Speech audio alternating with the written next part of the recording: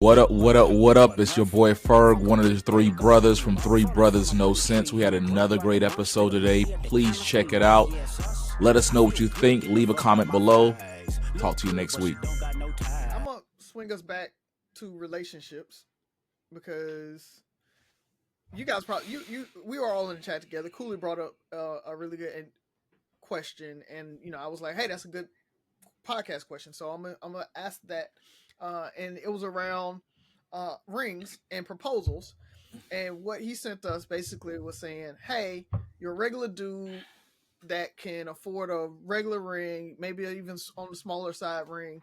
You actually you're dating a woman. She is, makes a whole bunch of money, socialite, right? Because we know women are the most educated, or black women are the most educated, group right now. They are doing these huge things, advancing, making more money than guys at some points. You know, what happens when that regular guy buys a ring that he can afford, proposes to her. She says yes, but at the same time she says, "But I'm gonna go buy a bigger ring because in my circles, right? I'm a CEO. I'm a senior vice president of this company. The circles that I'm a politician in the circles I move in. I need to have a bigger ring to fit in." And so she says she's gonna go buy that ring to be able to fit into those circles, and it makes sense for that. But yes, I want to marry you. Let's go get married. And Cooley asked us, he's like, "How would you feel about that?" And so I want to ask you, fellas, how would you feel about that? Does that make sense? What is the ring actually? Is it like, hey, here's what I bought you, you got to wear what I bought you? Or is it the marriage that you want as a man? And if she wants to go buy a different ring, that's fine. Um, I don't want to be too absolute with my answer because there's always nuances to these type of things. But I would be hurt.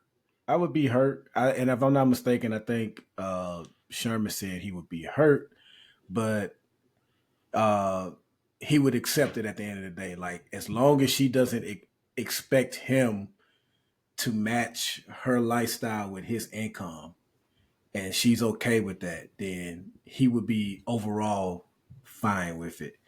I think I don't know, man. Maybe it's because of who I'm married to. Like I have offered to upgrade Tabitha's ring because when I bought her ring, I was working part time for TSA. You know what I mean? Razi mentioned my TSA days earlier. I was working part time at TSA. Just started not long ago at TSA. Like I proposed to her in December. I started working at TSA in November. Mm. So I have offered to upgrade, and she was like, "No, this is the ring that I said yes to.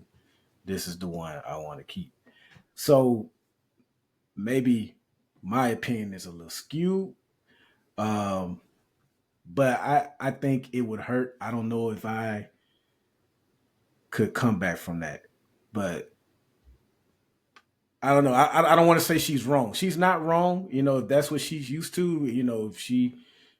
If that's the image she likes. But I just think in a perfect world, in a rom com, she would be okay with it. She would wear it proudly and say, "Hey, this is who I love," whatever like that. It's not about the money. He loves me. He treats me how I want to be treated. Guys that make as much as I do or more, they've never treated me like this. So I'm proud to wear because it was a certain level of sacrifice for him, that ring that he purchased. And that's in the perfect world. But I don't want to say she's wrong. I don't want to be absolute here. But that's just how I'm looking at it. She's not wrong. She's just being who she is. And my question is, who she is she the person for me? Mm. Mm. Right? Byron, you said it. I think most men probably will be hurt. I think Cooley, like you said, Cooley said it would be hurt. I'll probably be hurt. I'm glad and it's funny when I talk to men, we can talk about our feelings. But when we talk to women, I'm pretty sure the word insecure will come up a lot. Call it insecure. I think it would be a a red flag and at least a real deal conversation that probably will need some kind of intervention as far as maybe a professional, a therapist, to talk about what this means, right? Because this ring is just could potentially just be part of it. He said, and I think you even quoted like her lifestyle, her life. When we get married, it's our life, right? I can't keep up with her life. This is our life now. You're the CEO, you're into politics and everything. Are you always going to be trying to compensate for your ideas of my shortcomings? Right? Are you ever you're happy and content with me behind closed doors?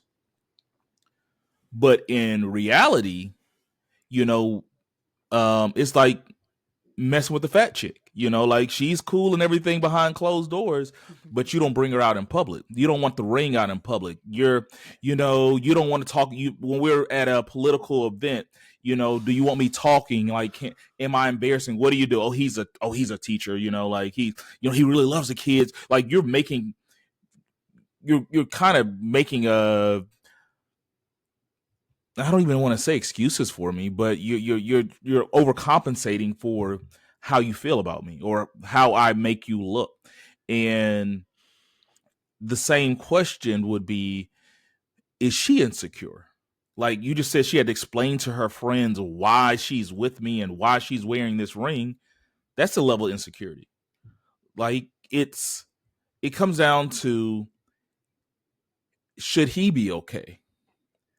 What if he came with like, hey, if you can't accept my ring, then you can't accept me. What is she going to do? We ask, what is he going to do? What is she going to do? Is she willing to jeopardize this relationship, this marriage, because he loved her enough to propose? She, under normal circumstances, if the ring was right, would accept. Can you accept me for me? Am I saying that he's just like, oh no, you have to wear my ring and my ring only? I'm not saying there's a right or wrong. I think there needs to be, you need to dig deeper and understand, because I feel, and we're talking about love and all this stuff. I'm a firm believer. There's a lot of people who are divorced that loved each other, but there was a lot of signs that said we weren't equally yoked. We weren't compatible. You're more worried about societal norms and expectations than I am. And maybe I am, but I can never give you those.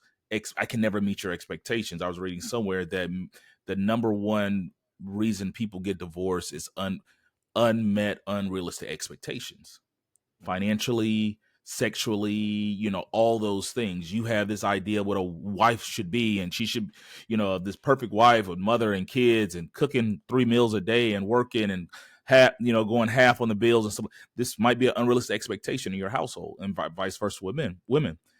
This seems like an unrealistic expectation that's going to set yourself up for failure. And if you move forward, you probably need, this is not a decision, because you can play cool, like, you know what, it is what it is. But I see this being problematic later on, because a lot of times we see things, we see it, and well, she loves me and she just comes for money and all that stuff.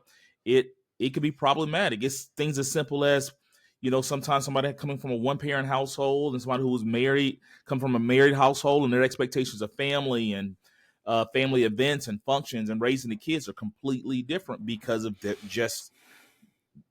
there were signs that they might not be compatible. I'm not saying that he needed to marry a broke chick or she needed to marry a rich nigga. I'm like, hey, y'all need to talk about this and be realistic about this, and probably realistic in a safe environment where somebody can navigate this for you. I'm just thinking down the line, hypothetically, the awkwardness, like, you with your family. Damn, nephew, you got her a fat ass rock, man. I ain't about that. I ain't about it. And wouldn't that discourage you from ever buying her a gift in the future? Why would you? Because she can buy everything her own. Exactly. Like, you put the one thing you put your heart and thought into, the gesture of spending the rest of your life together, that wasn't even good enough for her. What the hell are you gonna get her for Christmas? For birthday. For most men that are married men, that wedding ring is their first initial. I hate when I do that. Is their initial sacrifice, right? That's that is the beginning of this sacrifice that you as a husband is willing to make for your wife and your family. You know, you save up for so long. You kind of even mentioned, Byron, that, you know, that guy, like how he had to get there. That guy that can probably afford that bigger ring. I'm not saying he did, because I know guys that have bought really nice rings and had to save up. But, you know, if I can just go, oh, let me go buy this $10,000 ring, $15,000 ring, and it doesn't hurt you, and I'm saying it should hurt you, but it doesn't hurt you at all, then does it mean as much as that $1,200 ring that Byron bought, right?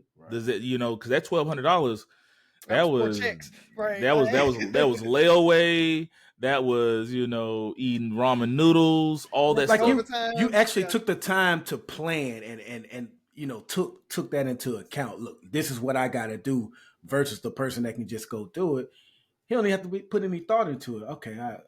What time I get off the day? All right, I'll go get it. And not saying he doesn't have the right mindset. Maybe, you know, that he's been working hard or whatever to get it and get to that point. Or I'm saying he has to work hard. He's at a situation where that's not a huge sacrifice for him. So, where you at with it, Razi?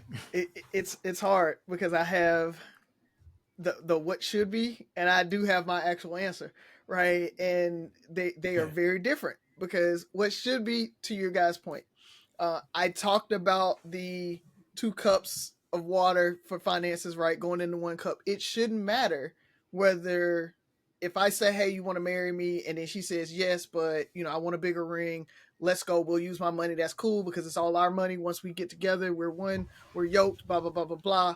I want a bigger ring. I want to go get a bigger ring. It shouldn't matter.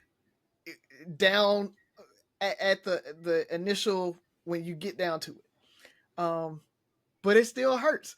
It still hurts that you didn't want my ring, right? The one that I did. If you wanted that big ring, you should have proposed to me, right? Like that's how I look at it. Like, you should have proposed to me, so then you can go get whatever you want, whatever ring you want, and then we go from there. So it's and maybe if you're a guy who knows his woman, maybe what you do is you just buy the wedding band, right? You propose with the wedding band and be like, hey, I couldn't afford a huge ring, but I want to marry you, and I knew you want this huge ring. If you want to get that huge ring, cool. If not, then I'll go get something that, you know, I can afford or that I can get. It's but to your point, Ferg, it's the conversation, right? Having the conversation of, I want to marry you. I don't think I can get the ring you want. So what do you want to do? Right. And that's a hard conversation to have. But I look at it, and I know we're trying to talk about like regular people. Maybe she's a CEO, maybe she's a senior vice president. She was making $40,000, $50,000, maybe $60,000 more. But when you think about these movie stars that are, you know, marrying their personal chef, or, you know, like the guy who just kind of, he's an executive somewhere, maybe making $120,000 a year. She's making millions, right? Madonna or Rihanna or something like that, and she's dating the random guy. That guy's not going to be able to buy that ring that's huge like that, and maybe they do want that. How often does that work though? Like, I feel like the majority of those end up, 50% of marriages end up divorced anyway. No, so. It's weird. A lot of times the ones that don't work are when they both are like superstars, megastars, making a lot of money. A lot of times when it's like a regular dude and the superstar woman, they work out. If you really think about it, those are the guys that, like, she's with him because she loves him, not for the money, and he's not trying. We talked about that whole. It's hard for a power couple, right? It's hard for 2 really, really successful people to stay together, and I think that's kind of where it is. I don't think that happens that often, though. But there's an exception, not the rule. Like, okay, you have how many people making this amount of money? You're going to the far extreme. Let's be honest. I need to know a super successful woman that's successfully married to a regular guy for a long period of time. I mean, because I can damn near say it doesn't exist. I like, truthfully, I know it does exist because there is an exception to every rule. I can confidently say that it doesn't exist. As far as somebody giving me an example. Yeah, like, I think women don't do that. And that's what makes this question so funny, because on the Versal, it's not weird at all. You know, the guy that makes all the money. It's his expectation. He probably gives the woman an allowance or whatever the politically correct word is, and she just goes buys his ring with his money. Mm-hmm. So he essentially bought his own ring.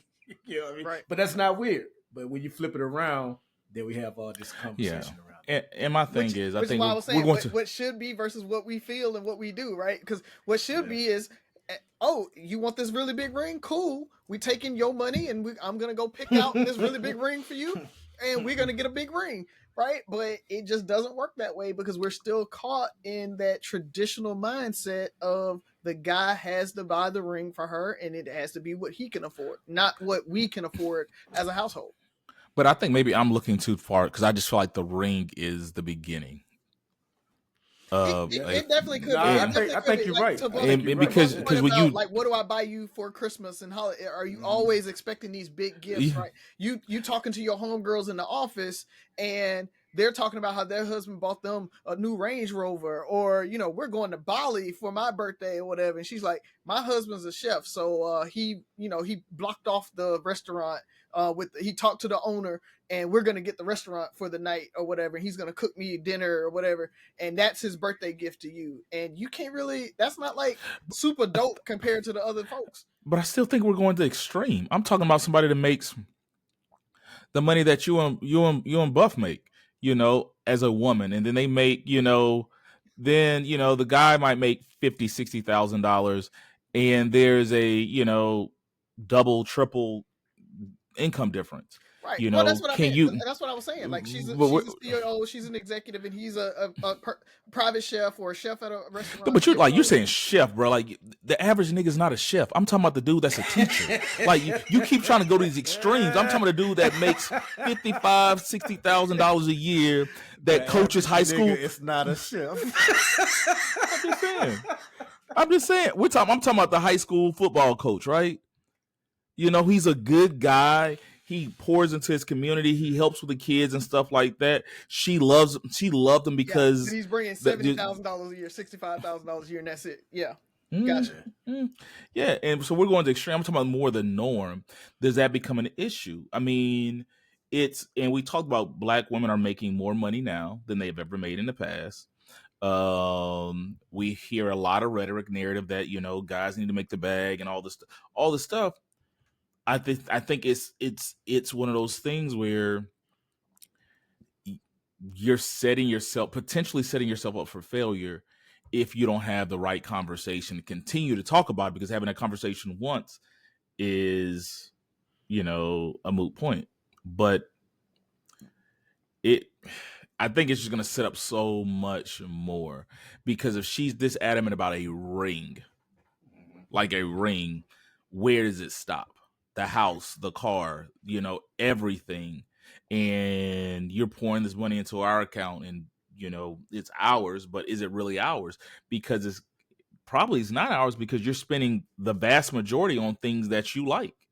Right? That's 70, that, you know, we put it all in one account, but you're spending 75% of it. That ain't our money. Right. That's your money, you know? You're leading the finances in the household, and you're essentially that. I think that's a power dynamic that you really have to think about, right? She's probably going to be leading that household if she does go and says, I want this bigger ring, and we're going to go get it. I'm going to buy this bigger ring. So she's going to always kind of be undercutting that man. Which is fine if that's what you like. Yeah. I mean, I'm not saying that's an impossible situation, but that is going to be the dynamic, or I feel like that'll be the dynamic in that relationship. And that man has to be okay with that. If she did it and he said, I'm going to stay with you, I'm going to keep rolling with you if you say you want it. Because, but to your point, I said I was never upgrading a ring, right? It's like, here's what I got you, here's what I could afford, or here's what I got you when we got married. That is the memory of the ring is a huge thing. And so that's the same thing here. You don't get upgraded after I propose to you. Like, you say yes to this ring or not. Right, like you're saying, but you